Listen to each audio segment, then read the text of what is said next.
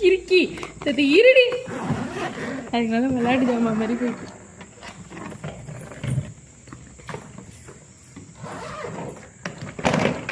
போட்டு உடைக்க.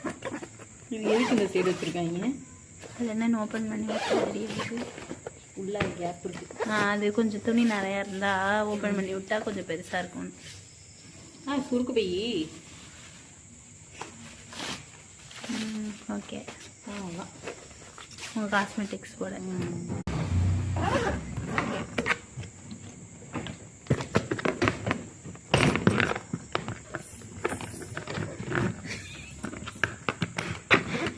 ஒரு